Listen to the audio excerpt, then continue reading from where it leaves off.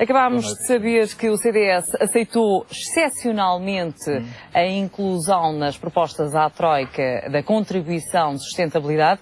Isto, na sua opinião, significa o quê? Um recuo por parte de Paulo Portas? Bom, eu diria que, em primeiro lugar, este Conselho de Ministros se destinou a assinalar, com pompa e com circunstância, que, afinal de contas, aquilo que era a fronteira de consciência do Dr. Paulo Portas durou uma semana.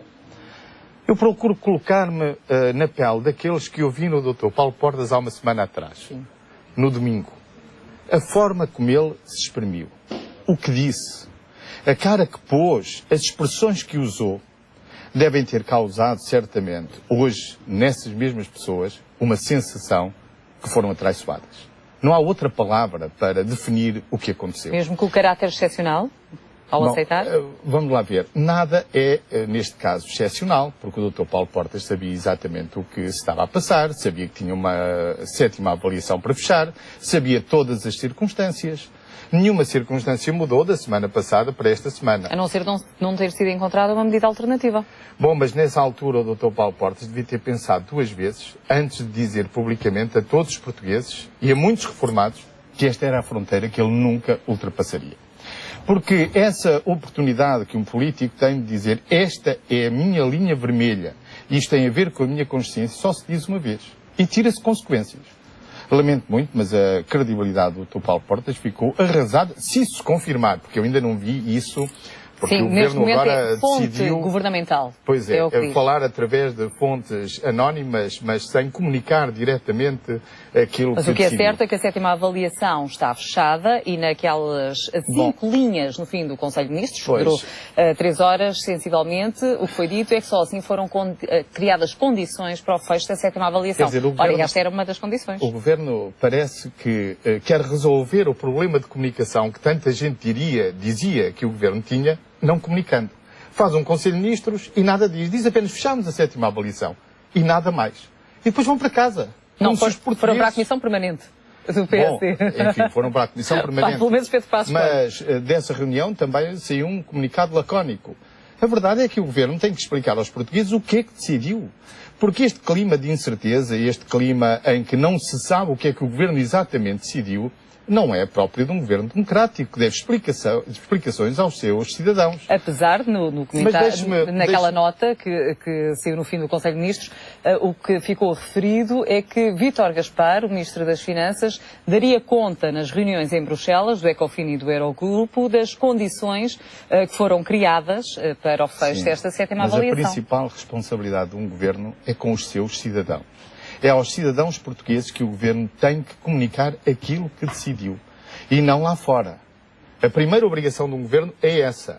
E como digo, o Governo não pode pretender resolver os seus problemas de comunicação não comunicando. O dever do Governo é dizer aos portugueses, é não permitir. Sabe, e eu também acho que vai nisso uma grande insensibilidade, porque isto é não perceber a situação de ansiedade, de preocupação que vai na mente de muitos portugueses, empresários, reformados, querem saber exatamente o que é que o Governo decidiu para também poderem tomar eles próprios as suas medidas para fazer face às novas circunstâncias. Mas quero regressar um bocadinho atrás ao Dr. Paulo Portas para dizer o seguinte. Para dizer a verdade, a mim já nada me espanta no Dr. Paulo Portas. Já ouvi fazer tanto contorcionismo no Governo que verdadeiramente, para este naturalmente, terá que encontrar uma explicação que vá além das explicações que encontrou no passado. Mas quero recordar que o Dr. Paulo Portas, há uns tempos atrás, como se lembra, escreveu também uma carta aos militantes do CDS, dizendo aos militantes do CDS que nós tínhamos já chegado a um limite na carga fiscal em Portugal. E uns meses depois aprovou o maior aumento de impostos. Também já viu o Dr. Paulo Portas dizer aos portugueses que o Governo tinha criado aquilo a que chamou um visto familiar.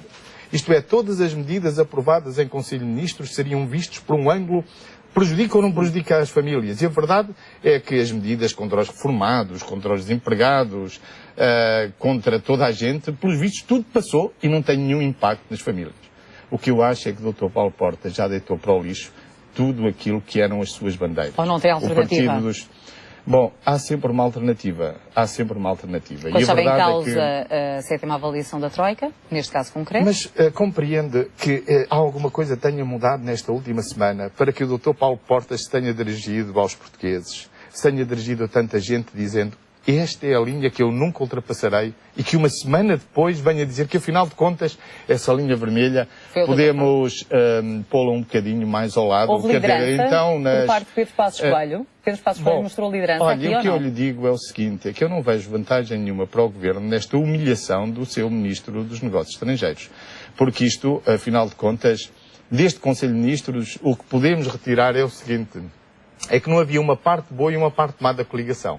Afinal, as duas eram realmente más. E o que é que Paulo Portas, nesta altura, deveria fazer? Quais são as consequências práticas que deveriam verificar? Sabe, eu acho que isto é tão grave para a credibilidade de um político que o Dr. Paulo Portas vai precisar de mais do que uma simples pirueta retórica para explicar o que aconteceu. Mas, enfim, isso compete-lhe a ele esclarecer e não eu.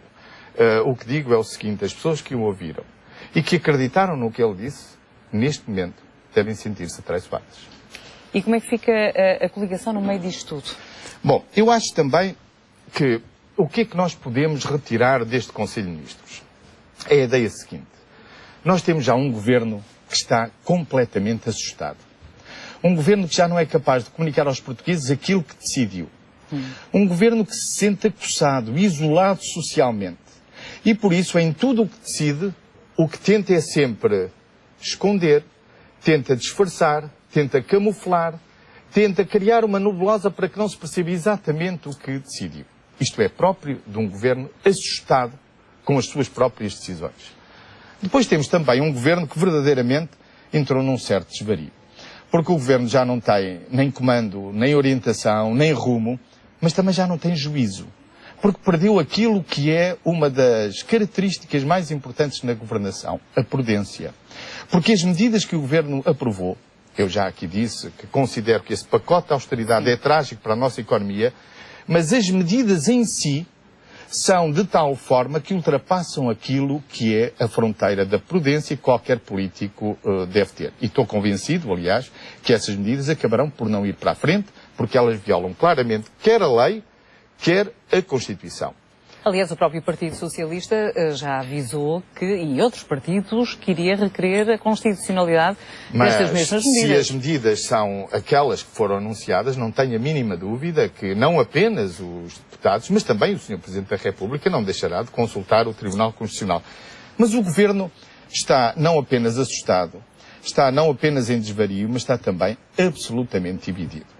A imagem que me ocorre é que temos um avião a passar numa zona de turbulência e temos o piloto e o copiloto não a conduzirem um avião, mas a discutirem entre si. Quando fala em governo, fala principalmente nesta altura do CDS, em cada um, do PSD, aliás, em cada um dos partidos, falo principalmente individualmente. Do Dr. Passos Coelho e do Dr. Paulo Portas, são os líderes que fazem esta coligação. Mas no próprio PSD foram ouvidas várias vozes, inclusive de um vice-presidente do partido, que agora é candidato a uma autarquia no norte do país, a dizer que, por exemplo, em relação a Vítor Gaspar, que o tempo político tinha terminado. Sim, essa também é uma das novidades desta semana.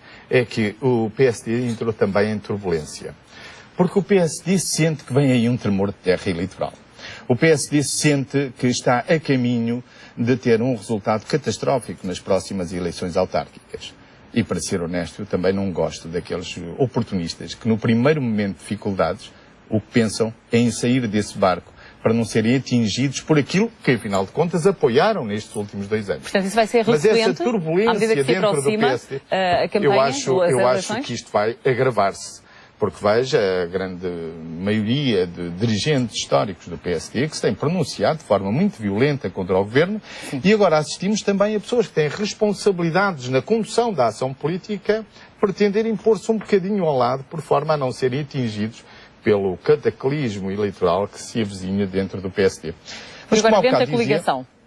Mas como há bocado dizia, a coligação está dividida.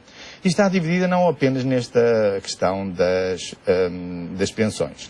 Eu notei que no último debate quinzenal houve uma peripécia muito engraçada que nos dá a ideia ao nível que chegou a divergência entre CDS e PSD. Começando exatamente por uma declaração de Paulo Portas, ao referir-se às medidas de austeridade no passado domingo, portanto, sensivelmente há uma semana. O Dr. Paulo Portas, no passado domingo, disse também o seguinte: este ano vai avançar o crédito fiscal ao investimento, como se fosse uma boa notícia. Mas, afinal de contas, o líder do CDS, no último debate mensal, perguntou ao Primeiro-Ministro: Sr. Primeiro-Ministro, então o crédito fiscal ao investimento vai avançar. E o que é que o Primeiro-Ministro nos disse? Disse: não tenho essa certeza. É essas declarações que vamos precisamente nesta altura recuperar. Vamos ouvi-las. Que tivemos a preocupação de acautelar a urgentíssima redução fiscal para o investimento em 2013. Medida de alcance muito sério, que se destina a acelerar investimentos em Portugal, geradores de emprego para os portugueses, já e agora. Quando prevê que pode ser possível a adoção da medida de crédito fiscal ao investimento, tem sido anunciado na Comissão de Reforma Fiscal. Nós não estamos ainda em condições, neste preciso momento, de garantir que esse crédito fiscal pode ter lugar ainda este ano.